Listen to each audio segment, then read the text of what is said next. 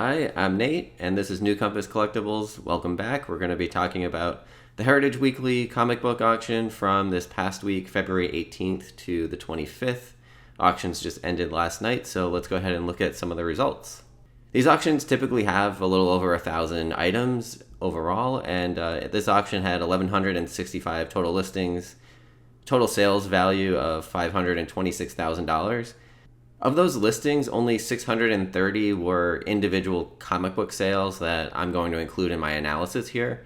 So for those 630 listings, auction total was $344,000. This is lower than last week. And of those 630 listings, there were 159 that I could find recent comparable sales to do some comparison data. And with those 159 listings, the average auction result in this auction was 2.7% lower than previous sales. So again, weaker results in this weekly auction. Last week's auction was about a 3% decline compared to recent sales. This week was a little bit better than that, 2.7% decline. Strong sales in this auction, meaning sales that had a 20% increase compared to their most recent sale. Only 6 in this auction. Weak sales, which were 20% below their most recent sale, 11 of those, and I'll show a couple examples later. Here's a look at the auction totals broken down by comic book age, so bronze, silver, modern, and golden ages. The first day of the auction on Sunday is all golden age books. There's usually a couple hundred of those listings, so 191 sales in this auction. Only 90 silver age books, and then more bronze and modern age books. Last week, there were more silver age books and fewer bronze and modern age books, so maybe that's why the auction totals were a little bit different. Last week had higher total dollar value in the auction, lower dollar value total in this auction, probably because of the mix of modern versus silver age books. This is my favorite chart when looking at auction results. So this shows all of the auction results for this week compared to recent sales. So every dot below the dotted line is a weaker auction compared to recent sales, and dots above the dotted line show stronger sales compared to recent results. For the lower value books in the bottom left-hand corner, there's a mix of results, but for anything that's over $2,000, these sales were all below the dotted line. So weaker sales kind of across the board in this auction, although the average result was only a 2.7% decline. So not huge decreases here, but just consistently lower results.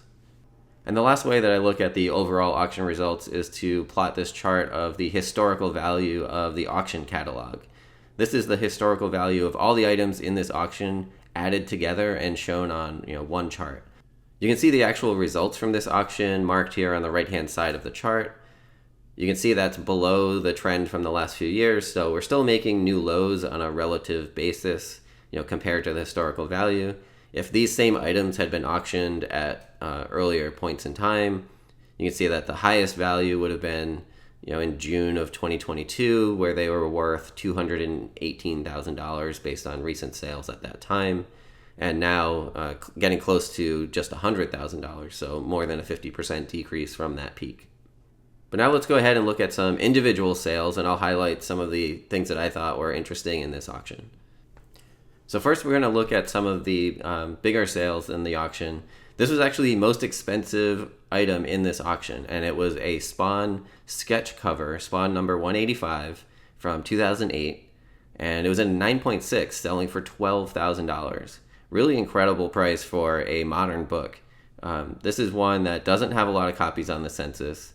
If we look down here at the CGC census on the Heritage page, you can see there's only 20 total copies, 4 in a 9.6, 6 in a 9.8. So looking this up on GPA, we actually see that there is no recent sales for a 9.8 sketch cover. The 9.6 sketch cover here selling for $12,000. Let's see if there were any recent sales before that. Yeah, so in 2023, there was actually a sale for $17,000. So that was the highest value for that book. And previous sale only in 2019 for $3,800. So not a lot of history there. A huge jump from 2019 to even present day. The peak was in 2023, but even now in 2025, selling for 3 times the 2019 price. So that was a pretty big sale for that book. And no recent sales in a 9.8. So the sketch cover has sold a few times in the past, but nothing since 2013. All those sales were in the $2,000 range, so we know that if that sold today, it would be, a significantly higher price. This next book is the highest selling book in the Golden Age. So this is the most expensive book that we saw in this auction from the Golden Age. It was a $7,200 sale of Venus number 18. A pretty high grade for this book, a 7.0. It's a cool cover. The Venus series was one of my favorites from the Golden Age because it really shows a large variety of cover design and styles. It morphed through different kinds of sci-fi, good girl art, romance, and gets towards horror at the end of the series. So you kind of see a lot of different styles from the Golden Age all in one series. These last two sales were near the top of the Bronze Age sales in this auction, and they're both related to the Defenders. Marvel feature number 3, this is the third appearance of the Defenders according to the CGC label. This is a 9.8 selling for $4,560. Looking at the census, there are just 8 9.8s in this book, 373 total census. And then the last book here is a Defenders number 1, selling for $4,800, also in a 9.8. So 2 big Defenders books here in this auction. This one has more 9.8s. We see 26 on the census. Now we're going to get into some of the weak sales and strong sales in this auction. So regardless of price, was it weaker or stronger than recent sales of the same book? And a really big weak sale here was Crime Clinic number 4. This is one that I haven't seen before, and that's because there's not many on the census. So there's 5 total on the CGC census. This one ties for the highest grade and a 6.0. And it sold for $1,000, $1,080. But looking at the history, that compares to an $8,000 sale earlier in 2024. So just a year ago, this book sold for like 8 times, 7 times what it sold for in this auction. And if we pull up that result, that was also on Heritage, 6.0, it's the same grade. It looks very similar, in terms of presentation, an $8,000 sale. But if we look at the description, this says it's the highest graded of 2 copies currently on the census. So we know that at the time, there were only 2 copies on the census based on that description, and now there's 5 copies. There's only 1 in a 6.0 and none higher. So a second 6.0 hit the census and was sold in this current auction in February and got a much lower price. So that's the danger of getting a top of census and a low census count book. When there's a high sale, you're going to see more copies hit the market or more copies hit the census. So you're not necessarily guaranteed that the census you see today is going to stay forever. There are more copies out there. There are raw books out there. So when a big sale like this comes along, that's going to affect the market. And here we see an example of that with another copy of that book in the same grade going on the census, hitting the market, and getting a much lower price at auction.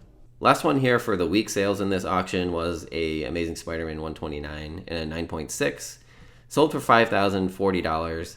It wasn't an extremely weak sale, but I just wanted to pull this up because it's something that sells on a regular basis, so it kind of gives us a good idea what the market trends are over time.